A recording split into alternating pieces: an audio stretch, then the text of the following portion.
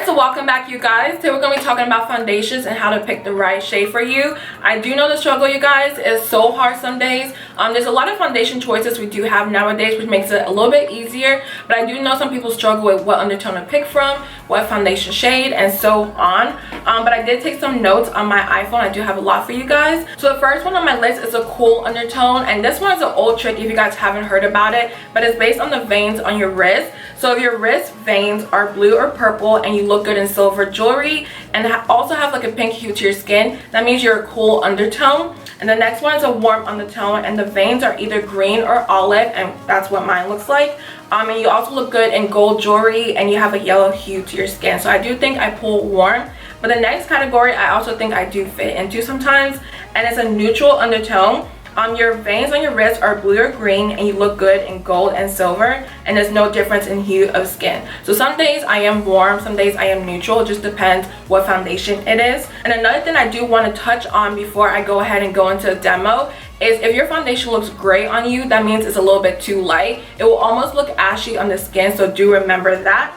And also if it does pull orange or red, that means it's too dark. And I think with women of color, we do have a hard time with the orange and red because a lot of foundations out there just pull orange, and I don't know why companies think that every single person is orange or red. It's so annoying some days, but we just do what we can to make it work. So I hope these tips really do help you guys. If you do try it out, please let me know down below. Don't forget to like and subscribe, and we're gonna go ahead and jump right into the demo. Okay, so the first foundation, you guys can tell, is very light on my skin. If I was to put this all over my face, it would look really ashy, and you can just tell the difference between my face and my neck. I'm doing slow motion so you guys can really see what it looks like, but yeah, this one right here is not my undertone.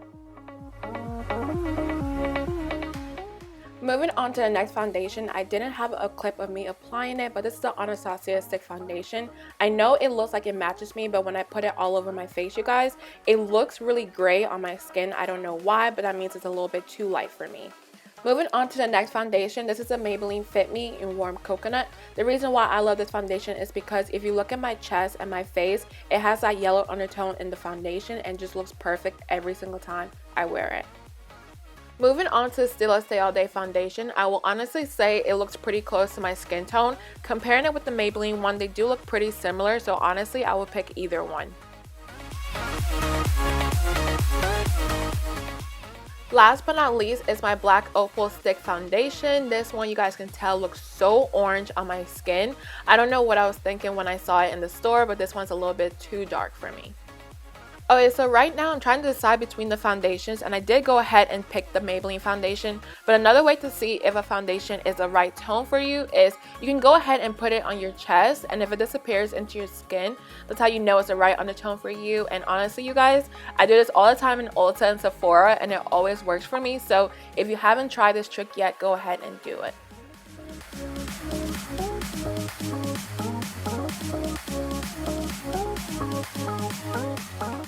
Right now I'm showing you guys that they both disappear into my skin, so honestly either foundation will look really good, but I did decide to go ahead with the Maybelline foundation. And as I put it on my skin, I know it looks a little bit yellow or orange, but honestly you guys, when I blend this out, it looks so good on my skin. And another tip is to make sure you blend your foundation onto your neck. I know a lot of people forget that trick, but please make sure you do that because you want your neck and your face to also match. But right now I'm just blending out the foundation, and you guys can see that it just blends right into my skin, and the undertone is so perfect. So yeah, Maybelline Warm Coconut, you guys already know I talk about this all the time, but it's honestly my favorite foundation.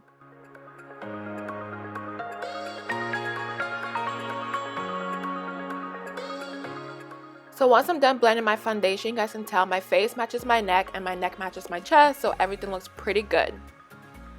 Okay, so thank you guys so much for watching. If you guys did enjoy this video, don't forget to let me know down below. Also, don't forget to like and subscribe. I always forget to say that, but I love you guys so much, and I'll see you guys in the next video.